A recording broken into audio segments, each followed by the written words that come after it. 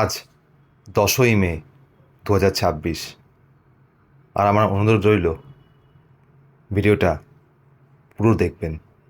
হ্যাঁ, আজকে শুধু স্টেরিলাইজেশন ডে নয়, আজকে অনেক বাচ্চার সুস্থ হয়ে ফেরার পালা। সেই খুশির মুহূর্তগুলো আমরা অবশ্যই তুলে ধরার চেষ্টা করব। আমাদের প্রথম বাচ্চা শ্যামনগর সবুজ সংঘ মাঠের পাশ থেকে উঠল, দ্বিতীয় বাচ্চাও ঠিক ওখান থেকে উঠেছে।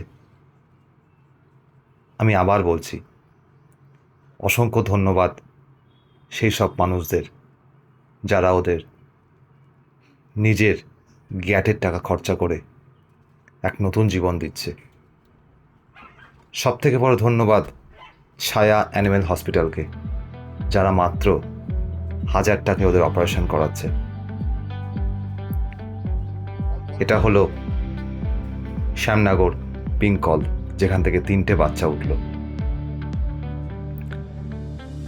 আমরা সত্যি একটা বড় মহৎ কাজে নেমেছি। জানি এই কাজ কোনোদিন শেষ হবে না, তবু আমাদের এক প্রচেষ্টা রইল, আমাদের এক চেষ্টা রইল যে কিছুটা জীবন ওদের যাতে আমি ভালো দিতে পারি। এটা আমাদের প্রচেষ্টা থাকবে, অবশ্যই থাকবে। আমাদের স্টেরিলাইজেশনের last pick up Shyamnagar government quarter মাঠের সামনে থেকে। বাচ্চাটি বাড়ি খুব আদুরে।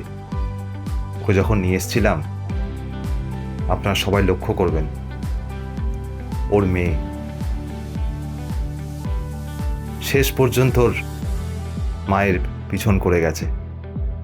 হ্যাঁ, ও বুঝতে পারছে তার মাকে কোথাও নিয়ে যাওয়া হচ্ছে। এই হলো সম্পর্ক,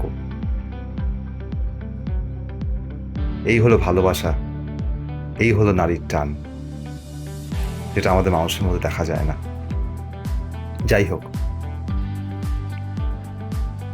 আজ আরেকটা বাচ্চাকে আমি দেখাবো, যে বাচ্চাটা আজকে ট্রিটমেন্টে যাবে। কেউ ওর পায়ে কোপ মেরেছে। শ্যামনগর 1 নম্বর প্ল্যাটফর্মের সামনে থেকে এই বাচ্চাটা পিক আপ হলো।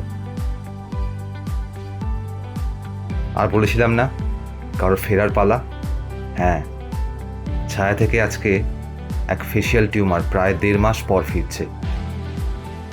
দেখুন তাদের কেয়ার গিভার্সের কত এক্সপেকটেশন। আবার বলবো, অসংখ্য ধন্যবাদ ছায়ার টিমকে, ওকে পুরো সুস্থ করে তার পরিবারের হাতে তুলে দেওয়া। সত্যি অভাবনীয় প্রচেষ্টা তাদের। আরেকটি বাচ্চা শ্যামনগর আতপুরে, তার রেকটালে এক বিশাল বড় টিউমার হয়েছিল, যেটা ওটি হয়ে প্রায় 1-1.5 মাস পর নিজের জায়গায় ফিরল। হ্যাঁ, সুস্থ হয়ে ফিরল, একটা সুস্থ জীবন পেল। আমার চেষ্টা, আমাদের চেষ্টা এটাই থাকবে, ওদের জন্য এই অল্পটুকুনি যেন করতে পারি। আর পাশে আপনারা থাকবেন। আপনাদের ছাড়া একদম সম্ভব নয়। এই ভিডিওটা যত পারবেন শেয়ার করবেন,